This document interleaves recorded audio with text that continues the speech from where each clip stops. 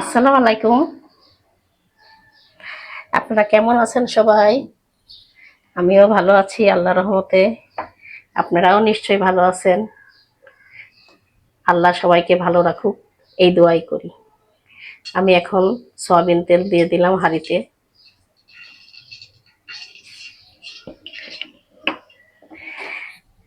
আমি এখন রান্না করব মুরগির মাংস। আমি এখন দিয়ে দিচ্ছি তেলের মধ্যে তেজপাতা, দারচিনি, এলাচ, পেঁয়াজ দিয়ে দিলাম।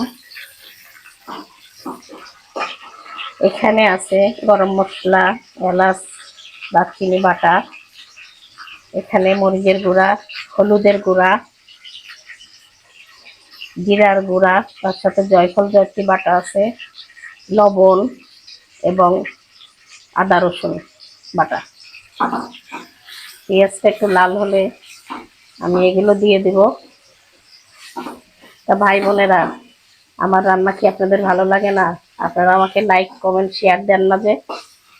দিবেন। আমি আপনাদের অনেক আশা করে থাকি। আমাকে লাইক কমেন্ট শেয়ার না করলে আমি কিভাবে রান্না বান্নাতে উৎসাহী হব? আপনারা আমাকে দিবেন, সাবস্ক্রাইবার করবেন, তাহলে তো আমি আনন্দ খুশিতে অনেক রান্না বান্না করবো আরো।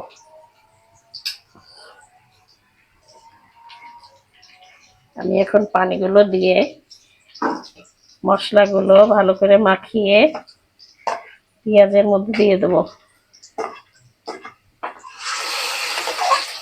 এরপরে মশলা কষাতে থাকবো।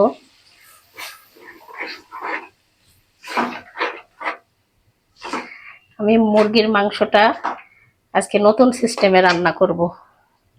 আমি একটু লাউ দিছি আর 2টা আলু কেটে দিছি। দেখি কেমন লাগে। যে যেভাবে খায় সেভাবেই নিশ্চয়ই ভালো লাগবে। আল্লাহর নিয়ামত, সবকিছুই ভালো লাগে রান্না করলে।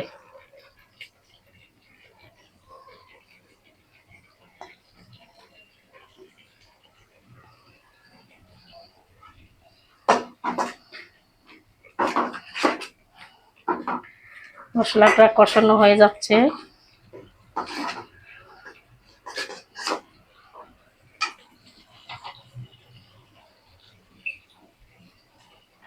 আমি মুরগির মাংসগুলো আগে ধুয়ে রাখছিলাম। এখন আমি এর মধ্যে মুরগির মাংসগুলো দিয়ে দিলাম মশলার মধ্যে, কষানো মশলার মধ্যে।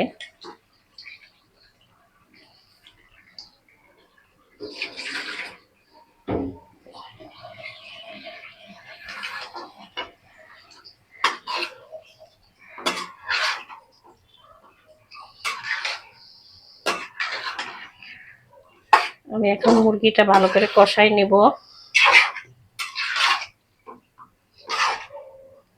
দেখছেন কত সুন্দর কালার এসছে? তাহলে আপনারা এত সুন্দর রান্না দেখেও যদি আমাকে লাইক কমেন্ট শেয়ার না করেন, তাহলে আমার মনটা ভেঙে যায় না বলেন?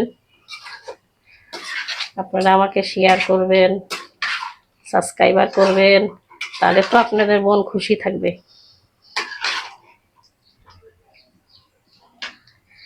ব্রয়লার মুরগি, আমি এই মুরগিটা এর সাথে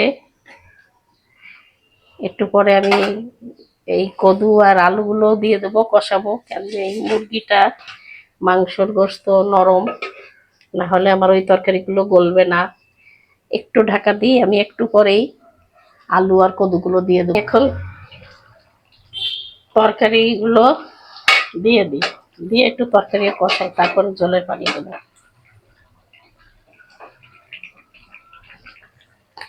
কেন যে না তো এই মুরগির মাংস তো নরম, তাড়াতাড়ি গলে যাবে, আমার তরকারিগুলো পরে গলবে না। এই জন্য এটাও দিয়ে দিই।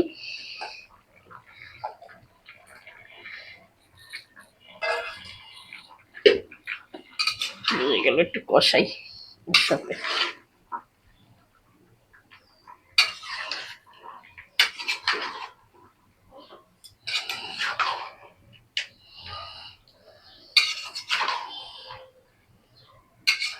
হাঁড়ি ভরে গেছে।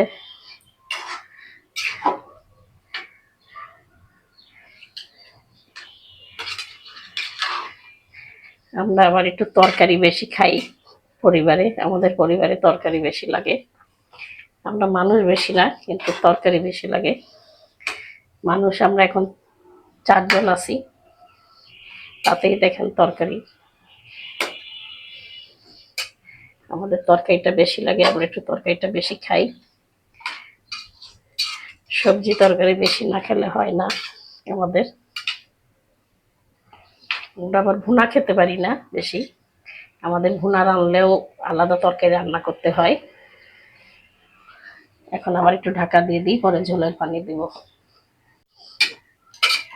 আমি এই হাঁড়িটা পাল্টাই দিলাম, ওই হাঁড়িতে খুব ভরে গেছিল, হচ্ছিল না। আমি এখন ঝোলের পানি দিয়ে দেবো, গরম পানি। একটু ঝোল ঝোল করবো তরকারিটা।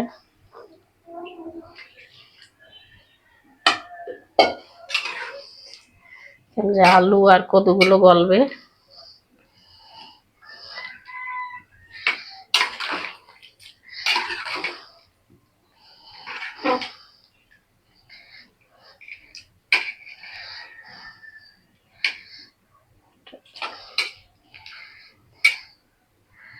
এখন এরকম হতে থাকুক।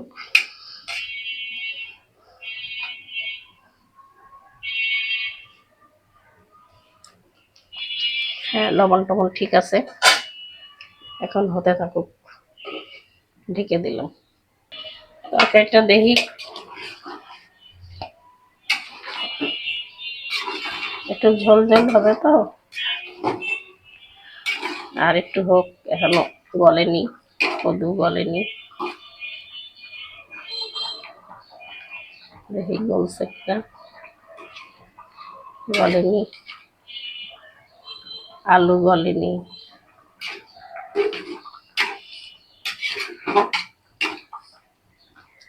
আর একটু হোক, আর একটু হলে হবে, আর একটু হয়ে এসছে প্রায়, আর একটুখানি হোক। আমার মুরগির মাংসের তরকারিটা হয়ে গেছে বোধহয়। হ্যাঁ, হয়ে গেছে। এতটুকু ঝোল রাখবো আমি। আলু টালু গলে গেছে, হ্যাঁ গলে গেছে, কদুও গলে গেছে, হ্যাঁ গলে গেছে। আমি এখন তরকারিটা বন্ধ করে দিচ্ছি, গ্যাসের চুলার পরেই থাক, তরকারিটা হয়ে গেছে।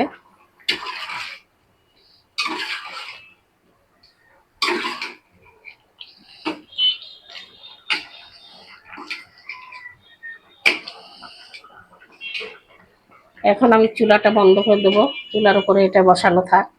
হয়ে গেল আমার মুরগির মাংস দিয়ে আলুর তরকারি। আপনারা এটা দেখবেন, আমাকে লাইক কমেন্ট শেয়ার করবেন। আল্লাহ হাফেজ।